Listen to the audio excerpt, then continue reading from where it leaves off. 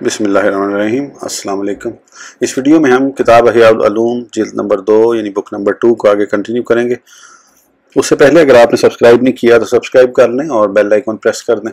تو شروع کرتے ہیں مہمان نوازی کے چند آداب۔ منقول ہے کہ حضرت سیدنا فتح موصلی علیہ رحم اللہ حضرت سیدنا بشر حافی علیہ رحم اللہ کی زیارت کے لیے آئے تو انہوں نے اپنے خادم احمد جلا کو 1 درہم دے کر فرمایا عمدہ کھانا اور اچھا سالن خرید کر لاؤ۔ احمد جلا فرماتے ہیں میں نے عمدہ روٹی خریدی اور اس نیت سے دودھ خریدا کہ پیارے مصطفیٰ صلی اللہ تعالیٰ علیہ وآلہ وسلم نے اس کے علاوہ کسی اور چیز کے بارے میں یہ دعا نہ فرمائی اللہم بارک لنا فیہ وزدنا من، یعنی اے اللہ عز و جل اس میں ہمیں برکت دے اور اس میں اور اضافہ فرما۔ نیز کچھ عمدہ کھجوریں خرید کر خدمت میں حاضر کر دیں۔ چنانچہ انہوں نے کچھ کھایا اور کچھ رکھ لیا۔ پھر حضرت سیدنا بشر حافی علیہ رحم اللہ نے حاضرین سے فرمایا کیا تم جانتے ہو کہ میں نے عمدہ کھانا خرید کر لانے کو کیوں کہا؟ پھر خود ہی جواب دیتے ہوئے فرمایا اس لیے کہ عمدہ کھانا خالص شکر لاتا یعنی خالص شکر کا باعث ہے۔ کیا تم جانتے ہو کہ حضرت سیدنا فتح موصلی علیہ رحم اللہ نے مجھ سے کھانے کے لیے کیوں نہیں کہا؟ اس لیے کہ مہمان کو اجازت نہیں کہ وہ صاحب خانہ سے کہے کہ آپ بھی کھائیے۔ کیا تم جانتے ہو کہ انہوں نے باقی کھانا کیوں محفوظ کر لیا؟ اس لیے کہ جب توکل کامل ہو تو آئندہ کے لیے کچھ رکھ لینے میں حرج نہیں۔ منقول ہے کہ حضرت سیدنا ابو علی روزباری علیہ رحم اللہ نے ایک بار دعوت کا اہتمام کیا جس میں 1000 چراغ جلائے۔ کسی نے عرض کیا آپ نے اسراف کیا۔ آپ رحمۃ اللہ تعالیٰ علیہ نے فرمایا اندر جاؤ اور جو چراغ میں نے غیر اللہ کے لیے جلایا ہو اسے بجھا دو۔ چنانچہ وہ شخص چراغ بجھانے کے لیے اندر گیا لیکن ایک بھی چراغ نہ بجھا پایا، لہٰذا اعتراض سے باز آ گیا۔ انہی کے بارے میں منقول ہے کہ ایک مرتبہ آپ رحمۃ اللہ تعالیٰ علیہ نے بہت سی شکر خرید کر حلوائیوں سے اس کی دیوار بنوائی، اس پر کنگرے، محراب اور عمدہ نقش بنوائے۔ پھر صوفیہ کرام کو دعوت دی تو وہ آئے اور اسے توڑ کر لے گئے۔ سیدنا امام شافعی رحمۃ اللہ تعالیٰ علیہ کے چند مفید اقوال۔ کھانا کھانے کے 4 مختلف طریقے۔ 1 انگلی سے کھانا ناپسندیدہ ہے، 2 سے کھانا تکبر، 3 سے کھانا سنت اور 4 یا 5 انگلیوں سے کھانا حرص کی علامت ہے۔ 4 چیزیں بدن کو تقویت دیتی ہیں: گوشت کھانا، خوشبو سونگھنا، غسل فرض ہونے کے علاوہ بکثرت نہانا اور سوتی کپڑا پہننا۔ 4 چیزیں بدن کو سست کرتی ہیں: جماع کی کثرت، زیادہ غمزدہ رہنا، نہار منہ، زیادہ پانی پینا اور کھٹی چیزیں زیادہ کھانا۔ 4 چیزیں نظر کو تیز کرتی ہیں: قبلہ رو بیٹھنا، رات کو سوتے وقت سرما لگانا، سبزے کی طرف دیکھنا اور لباس صاف ستھرا رکھنا۔ 4 چیزیں نظر کو کمزور کرتی ہیں: گندگی کی طرف دیکھنا، سولی پر چڑھائے ہوئے شخص کی طرف نظریں جمائے رکھنا، جمع کے وقت قصد و ارادے سے عورت کی شرمگاہ کی طرف نظر کرنا اور بیٹھتے وقت قبلے کی جانب پیٹھ کرنا۔ 4 چیزیں قوت با یعنی جمع میں اضافے کا باعث ہیں: چڑیا کھانا، اطریفل اکبر کھانا، پستہ کھانا اور جرجریر ایک قسم کی ترکاری کھانا۔ سونے کے 4 مختلف طریقے۔ گدی کے بل سونا، یہ انبیاء کرام علیہ السلام کا طریقہ ہے کہ وہ زمین و آسمان کی تخلیق میں غور و خوض کرتے ہیں۔ دائیں کروٹ سونا، یہ علماء کرام اور عبادت گزار لوگوں کا طریقہ ہے۔ بائیں کروٹ سونا یہ بادشاہوں کا طریقہ ہے کہ اس سے ان کا کھانا ہضم ہو جاتا ہے، اور منہ کے بل سونا یہ شیطان کا طریقہ ہے۔ 4 کام عقل میں اضافے اور تقویت کا باعث ہیں: فضول کام ترک کر دینا، مسواک کرنا، نیک لوگوں کی صحبت میں بیٹھنا اور علماء کرام سے میل جول رکھنا۔ ہر قدم باوضو چلنا یعنی ہر وقت باوضو رہنا۔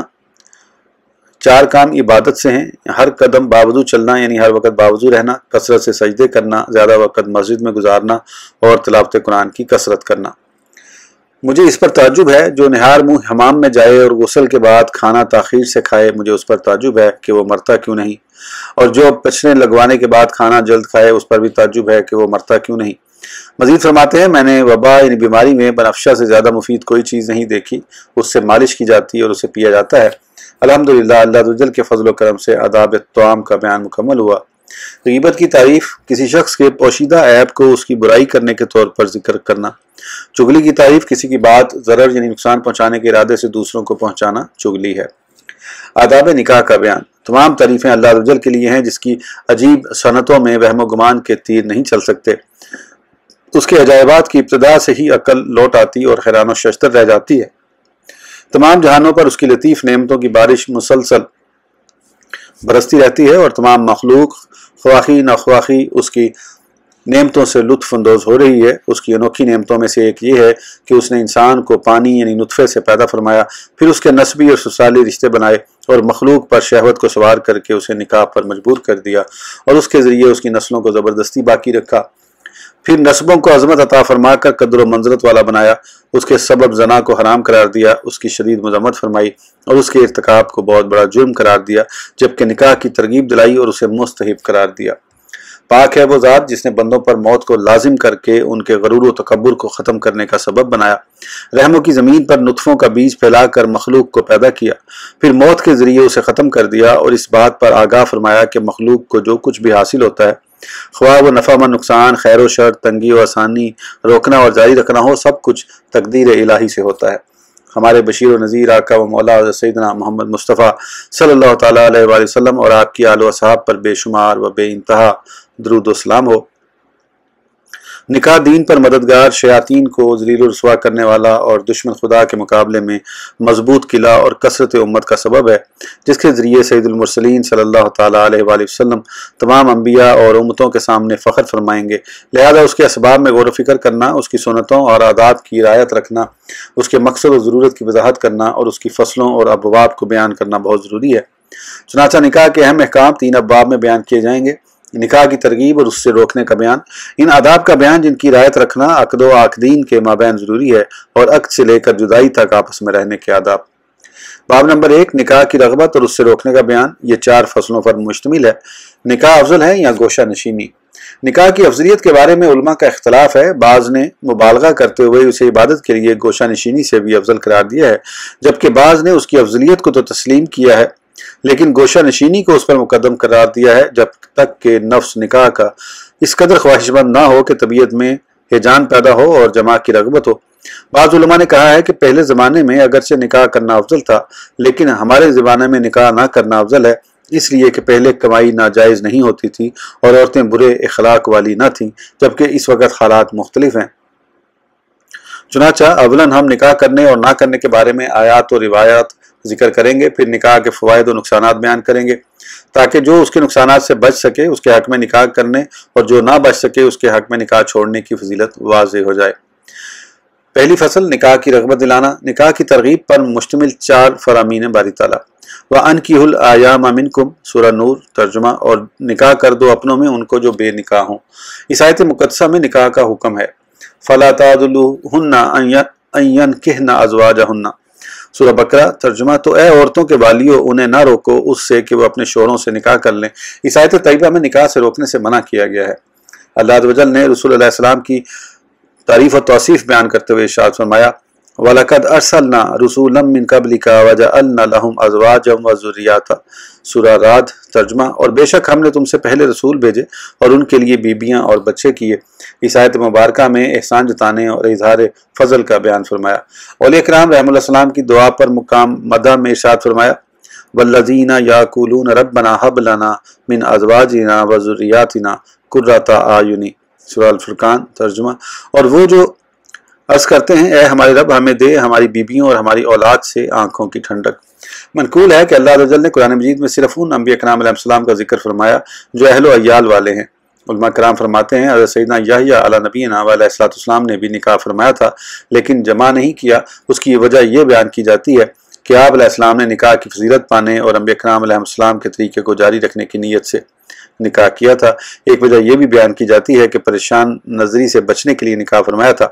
جہاں تک حضرت سیدنا عیسیٰ روح اللہ علیہ نبینا علیہ السلام کا تعلق ہے تو ان کے بارے میں مروی ہے کہ آپ علیہ السلام قرب قیامت میں جب زمین پر نزول فرمائیں گے تو نکاح کریں گے اور ان کی اولاد بھی ہوگی۔ نکاح کی ترغیب پر مشتمل 11 احادیث مبارکہ۔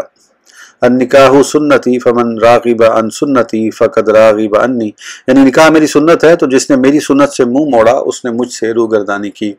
النکاح سنتی فمن احب فطرتی فلیستنی بسنتی، یعنی نکاح میری سنت ہے جو شخص میری فطرت اسلام سے محبت کرتا ہے وہ میری سنت کو اپنائے۔ تناکحوا تکثروا فانی اباہی بکم الامام یوم القیامت حتی بالسکت، یعنی نکاح کر کے اولاد کی کثرت کرو کہ میں قیامت کے دن تمہارے سبب دوسری امتوں پر فخر کروں گا حتیٰ کہ نامکمل پیدا ہونے والے بچے پر بھی۔ من راغب عن سنتی فلیس منی وان من سنت النکاح فمن احبنی فلیستنی بسنتی، یعنی جو میری سنت سے آراز کرے وہ مجھ سے نہیں، اور بے شک نکاح بھی میری سنت ہے تو جو مجھ سے محبت کرتا ہے اسے چاہیے کہ میری سنت پر عمل کرے۔ من ترک तज़वीजा मखाफ़त अल-अइलति फ़लैसा मिन्ना, यानी जिसने मुफलिसी के खौफ से निकाह तर्क कर दिया वो हम में से नहीं। इस हदीस मुबारका में निकाह ना करने की वजह यानी मुफलिसी के खौफ को बुरा कहा गया है, ना कि निकाह ना करने को। मन काना ज़ा तौलिन फ़ल्यतज़व्वज, यानी तुम में से जो माल दौलत में वसअत रखता हो उसे चाहिए कि निकाह करे। मन इस्तताअ मिनकुमुल बाअता फ़ल्यतज़व्वज फ़इन्नहु अग़ज़्ज़ु लिलबसरि व अहसानु लिलफ़र्जि व मन ला फ़ल्यसुम फ़इन्नस्सौम लहु वजाउन, यानी तुम में से जो निकाह की ताकत रखे वो ज़रूर निकाह करे, क्योंकि निकाह निगाह नीची रखने वाले और शर्मगाह का मुहाफ़िज़ है, और जो ताकत ना रखे वो रोज़े लाजिम करे कि ये उसकी हिफाजत यानी ढाल हैं। यह हदीस पाक इस बात पर दलालत करती है कि निकाह की तरगीब का सबब आँख और शर्मगाह में फसाद का खौफ है। हदीस में मज़कूर लफ्ज़ वजा उनका मायनी है नर के खसिये निकाल कर उसकी नर वाली जमा की सलाहियत को ख़त्म कर देना। यहाँ रोज़े के सबब जमा से कमज़ोरी मुराद है, ना कि हकीकतन खसी होना। इज़ा आताकुम मन तर्ज़ौना दीनहु व अमानतहु फ़ज़व्विजुहु इल्ला तफ़अलुहु तकुन फ़ितनतुन फ़िल अर्दि व फ़सादुन कबीर, यानी जब तुम्हारे पास वो लोग आएँ जिनकी दीनदारी और ईमानदारी तुम्हें पसंद हो तो उनसे बेटियों के निकाह करो, अगर ऐसा ना करोगे तो ज़मीन में फितना पैदा होगा और बहुत बड़ा फ़साद बर्पा होगा। इस हदीस मुबारका में तरगीब निकाह की वजह फसाद का खौफ है। मन नकाहा लिल्लाहि व अनकाहा लिल्लाहि इस्तहक्का विलायत अल्लाह, यानी जो रज़ाए इलाही के लिए अपना निकाह करे या दूसरे का निकाह कराए तो वो अल्लाह अज़्ज़ व जल की विलायत का मुस्तहिक हो जाता है। मन तज़व्वजा फ़क़द अहराज़ा शत्रा दीनिही फ़ल्यत्तक़िल्लाह फ़ी शत्रि सानी, यानी जिसने निकाह किया बेशक उसने अपना आधा दीन बचा लिया, अब बाकी आधे में अल्लाह अज़्ज़ व जल से डरे। इस हदीस पाक में भी उस तरफ इशारा है कि निकाह की फजीलत का सबब फसाद को रोकना और मुखालफत से बचना है, क्योंकि बंदे के दीन की खराबी का बायस आम तौर पर शर्मगाह और पेट ही बनते हैं, तो निकाह उनमें से एक यानी शर्मगाह के लिए काफ़ी होगा। कुल्लु अमाल इब्नी आदम यनक़तिउ इल्ला सलासुन वलदुन सालिहुन यदउ लहु अल हदीस, यानी सिवाय 3 अमाल के इब्ने आदम का हर अमल मनक़ता हो जाता है। उनमें से एक ये है नेक औलाद जो उसके लिए दुआ करे, और औलाद निकाह के ज़रिए ही मुमकिन है। निकाह की तरगीब पर मुश्तमिल 13 अक़वाल बुज़ुर्गान दीन। खलीफा दोम अमीरुल मोमिनीन हज़रत सैयदना उमर फारूक आज़म रज़ी अल्लाह तआला अन्हु ने फरमाया, निकाह से सिर्फ 2 चीज़ें ही रोकती हैं, आजिज़ होना और गुनाह। यहाँ इस बात की सराहत है कि दीन निकाह से नहीं रोकता। अमीरुल मोमिनीन रज़ी अल्लाह तआला अन्हु ने निकाह से रोकने को 2 मज़मूम चीज़ों में मुनहसर फरमाया। हिब्रुल उम्मा हज़रत सैयदना अब्दुल्लाह बिन अब्बास रज़ी अल्लाह तआला अन्हुमा ने फरमाया, इबादत गुजार की इबादत उस वक़्त तक कामिल नहीं होती जब तक वो निकाह न करे। इस कौल में एक एहतमाल ये भी है कि आप रज़ी अल्लाह तआला अन्हु ने निकाह को इबादत और उसके लिए तकमील करार दिया हो, लेकिन ज़ाहिरन मुराद ये है कि इबादत में कामिल मशगूलियत उसी सूरत में हासिल होगी जब दिल गलबा शहवत की वजह से आने वाले ख्यालात से पाक व साफ़ हो, और गलबा शहवत से खलासी निकाह ही से मुमकिन है। यही वजह है कि आप रज़ी अल्लाह तआला अन्हु ने जब अपने गुलाम इक्रमा और कुरैब रहमतुल्लाह तआला अलैहिमा वगैरह में बलूगत के आसार देखे तो उन्हें जमा करके फरमाया, अगर तुम चाहो तो मैं तुम्हारा निकाह कर दूँ, क्योंकि बंदा जब ज़ना करता है तो उसके दिल से ईमान निकल जाता है। साहिबुन नालैन वल बिसादा हज़रत सैयदना अब्दुल्ला बिन मसूद रज़ी अल्लाह तआला अन्हु फरमाया करते थे, अगर मेरी उम्र के 10 दिन बाकी हों तो मैं पसंद करूँगा कि निकाह कर लूँ, ताकि अल्लाह अज़्ज़ व जल से हालत अज़ब में ना मिलूँ, यानी ऐसी हालत में ना मिलूँ कि मेरी कोई बीवी ना हो। मनकूल है कि हज़रत सैयदना मुआज़ बिन जबल रज़ी अल्लाह तआला अन्हु की 2 बीवियाँ मर्ज़ ताउन की वजह से इंतकाल कर गईं। आप खुद भी ताउन में मुब्तला थे, उसके बावजूद आप रज़ी अल्लाह तआला अन्हु ने फरमाया, मेरा निकाह कर दो, मैं अल्लाह अज़्ज़ व जल से हालत अज़ब में मिलने को नापसंद करता हूँ। वक़ील ज़िक्र दोनों कौल इस बात पर दलालत करते हैं कि हज़रत सैयदना अब्दुल्लाह बिन मसूद और हज़रत सैयदना मुआज़ बिन जबल रज़ी अल्लाह तआला अन्हुमा मुतल्लक़न निकाह की फजीलत के कायल थे, ख्वाह गलबा शहवत हो या ना हो। अमीरुल मोमिनीन हज़रत सैयदना उमर फारूक आज़म रज़ी अल्लाह तआला अन्हु बकसरत निकाह करते और फरमाते, मैं सिर्फ औलाद के हसूल के लिए निकाह करता हूँ। मरवी है कि एक सहाबी हर वक्त प्यारे मुस्तफ़ा सल्लल्लाहु तआला अलैहि वसल्लम की खिदमत में रहते, रात भी यहीं गुजारते कि अगर किसी चीज़ की हाजत हो तो पेश कर सकूँ। एक मरतबा हुज़ूर सल्लल्लाहु तआला अलैहि वसल्लम ने उनसे इरशाद फरमाया, तुम निकाह क्यों नहीं करते? अर्ज़ की, मैं फ़कीर हूँ, मेरे पास कुछ नहीं है, नीज़ अगर निकाह कर लूँ तो इस सादत से महरूम हो जाऊँगा। आप सल्लल्लाहु तआला अलैहि वसल्लम ने खामोशी इख्तियार फरमाई। कुछ अरसे बाद फिर वही सवाल किया तो सहाबी ने फिर वही जवाब दिया।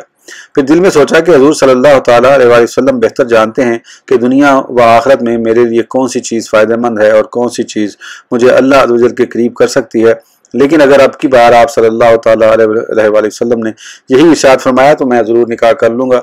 चुनांचे जब तीसरी बार इरशाद फरमाया कि तुम निकाह क्यों नहीं करते, तो सहाबी रज़ी अल्लाह तआला ने अर्ज़ की, या रसूलल्लाह सल्लल्लाहु तआला अलैहि वसल्लम, मेरा निकाह कर दीजिए। इरशाद फरमाया, बनी फलां के पास जाओ और उससे कहो कि रसूलुल्लाह सल्लल्लाहु ताला अलैहि वसल्लम तुम्हें हुक्म देते हैं कि अपनी बेटी का निकाह मुझसे कर दो। अर्ज़ की या रसूलुल्लाह सल्लल्लाहु ताला अलैहि वसल्लम, मेरे पास कोई चीज़ नहीं है। आप सल्लल्लाहु ताला अलैहि वसल्लम ने सहाबा किराम रिज़वानुल्लाह ताला अलैहिम अजमईन से इरशाद फरमाया, अपने भाई के लिए गुठली भर सोना जमा करो। चुनाचा वो सोना जमा करके उन्हें बनी फलां की तरफ ले गए और उनका निकाह कर दिया। हुज़ूर सल्लल्लाहु ताला अलैहि वसल्लम ने उनसे इरशाद फरमाया वलीमा करो, तो सहाबा किराम रिज़वानुल्लाह ताला अलैहिम अजमईन ने उनके वलीमे के लिए एक बकरी के पैसे जमा किए। बस नबी करीम सल्लल्लाहु ताला अलैहि वसल्लम का बार बार निकाह के लिए फरमाना नफ्स निकाह की फजीलत पर दलालत करता है, और ये भी एहतमाल है कि आप सल्लल्लाहु ताला अलैहि वसल्लम ने उनमें निकाह की ज़रूरत महसूस की हो। मनकूल है कि पिछली उम्मतों में एक शख्स तने तनहा रहता और इबादत में दूसरों पर फौकियत रखता था। उस वक़्त के नबी अलैहिस्सलाम की खिदमत में उसकी उम्दा इबादत का तज़किरा किया गया, तो उन्होंने फरमाया वो मजीद अच्छा होता अगर उसने एक सुन्नत को ना छोड़ा होता। जब उसे इस बात का इल्म हुआ तो बड़ा गमगीन हुआ और खिदमत में हाजिर होकर उसके बारे में पूछा, तो नबी अलैहिस्सलाम ने फरमाया तूने निकाह को तर्क किया हुआ है। आबिद ने अर्ज़ की मैं उसे हराम नहीं समझता, लेकिन मैं फ़कीर हूँ और मेरा खर्च भी किसी और के ज़िम्मे है। नबी अलैहिस्सलाम ने फरमाया मैं अपनी बेटी का निकाह तुझसे करता हूँ। चुनांचे उन्होंने अपनी बेटी का निकाह उससे कर दिया। हज़रत सैयदना बशर बिन हारिस हाफ़ी अलैहि रहमतुल्लाह फरमाते हैं, हज़रत सैयदना इमाम अहमद बिन हम्बल अलैहि रहमतुल्लाह मुझ पर 3 वजह से फजीलत रखते हैं। वो रिज़्क़ हलाल अपने लिए भी तलब करते हैं और दूसरों के लिए भी, जबकि मैं सिर्फ अपने लिए तलब करता हूँ। वो निकाह की वसअत रखते हैं जबकि मैं नहीं रखता, और वो आम लोगों के इमाम हैं। मनकूल है कि हज़रत सैयदना इमाम अहमद बिन हम्बल अलैहि रहमतुल्लाह ने अपने बेटे हज़रत सैयदना अब्दुल्लाह रहमतुल्लाह की वालिदा की वफ़ात के दूसरे दिन ही निकाह कर लिया और फरमाया मैं ऐसी हालत में रात गुजारना नापसंद करता हूँ कि मेरी कोई बीवी ना हो। हज़रत सैयदना बशर बिन हारिस हाफ़ी अलैहि रहमतुल्लाह ने से जब कहा गया कि लोग आपके बारे में कहते हैं कि आपने सुन्नत निकाह को तर्क किया हुआ है, तो आप रहमतुल्लाह ताला अलैहि ने फरमाया लोगों से कह दो कि बशर तारिक सुन्नत नहीं बल्कि वो तो फ़र्ज़ की अदायगी में मशगूल है। एक बार जब आप रहमतुल्लाह ताला अलैहि को निकाह न करने की वजह से बुरा भला कहा गया तो फरमाया मुझे निकाह से सिर्फ ये फरमाने बारी ताला रोके हुए है, वलहुन्ना मिस्लुल्लज़ी अलैहिन्ना बिल मारूफ, सूरह बकरा तर्जुमा, और औरतों को भी हक ऐसा ही है जैसा उन पर है शरअ के मुवाफिक। सैयदना इमाम अहमद बिन हम्बल अलैहि रहमतुल्लाह से जब इस बारे में जिक्र किया गया तो आप रहमतुल्लाह ताला अलैहि ने फरमाया बशर की मिसल कहाँ है, वो तो तलवार की धार पर बैठे हैं। लेकिन उसके बावजूद आप रहमतुल्लाह ताला अलैहि को ख्वाब में देखकर पूछा गया मा फ़अल अल्लाहु बिक, यानी अल्लाह अज़्ज़ व जल ने आपके साथ क्या मामला फरमाया। तो फरमाया जन्नत में मेरे दर्जे बुलंद हुए और मुझे अंबिया किराम अलैहिस्सलाम का मर्तबा अता हुआ, लेकिन मैं शादीशुदा लोगों के मर्तबे को ना पहुँच सका। जबकि एक रिवायत में है कि अल्लाह अज़्ज़ व जल ने मुझसे इरशाद फरमाया मुझे ये पसंद नहीं कि कोई बंदा मेरी बारगाह में इस हाल में हाजिर हो कि उसकी कोई ज़ौजा ना हो। रावी फरमाते हैं मैंने उनसे पूछा अबू नसर तमार के साथ क्या मामला हुआ। फरमाया उन्हें मुझसे 70 दर्जे बुलंदी अता की गई। मैंने अर्ज़ की किस सबब से, हालांकि आप तो रहमतुल्लाह ताला अलैहि को बुलंद मर्तबा समझते थे। फरमाया बेटियों और अहल व इयाल के मामले पर सब्र की वजह से। सैयदना सुफियान बिन उवैना रहमतुल्लाह ताला अलैहि फरमाते हैं बीवियों की कसरत दुनिया से नहीं है, क्योंकि अमीरुल मोमिनीन हज़रत सैयदना अली मुर्तज़ा करमुल्लाह ताला वजह सहाबा किराम रिज़वानुल्लाह ताला अलैहिम अजमईन में से सबसे ज़्यादा ज़ाहिद यानी दुनिया से बेरग़बत थे। उसके बावजूद आप रज़ियल्लाहु ताला अन्हु की 4 अज़वाज और 17 बांदियाँ थीं। बस निकाह कदीम सुन्नत और अंबिया किराम अलैहिस्सलाम के अखलाक में से एक खुल्क है। मनकूल है कि किसी ने हज़रत सैयदना इब्राहीम बिन आदम अलैहि रहमतुल्लाह से अर्ज़ की आपने निकाह न करके इबादत के लिए फरागत हासिल की, बहुत अच्छा किया। आप रहमतुल्लाह ताला अलैहि ने फरमाया अहल व इयाल के सबब तुम्हारी एक परेशानी मेरी तमाम तर कैफियत से बेहतर है। पूछा फिर कौन सी चीज़ आपको निकाह से रोके हुए है। फरमाया मुझे औरत की हाजत नहीं और मैं नहीं चाहता कि अपनी तरफ से किसी औरत को धोखा दूं, यानी जब मुझे औरतों में दिलचस्पी नहीं तो किसी को निकाह के जरिए अपनी कैद में क्यों रखूं। मनकूल है कि शादीशुदा को गैर शादीशुदा पर ऐसी फजीलत हासिल है जैसी जहाद करने वाले को घर बैठ रहने वाले पर, और शादीशुदा की 1 रकात गैर शादीशुदा की 70 रकातों से अफजल है। इस वीडियो के लिए इतना ही, इंशाल्लाह अगली वीडियो में आगे कंटिन्यू करेंगे। उस वक्त तक के लिए इजाज़त दीजिए। सब्सक्राइब करना ना भूलें। अल्लाह हाफिज़।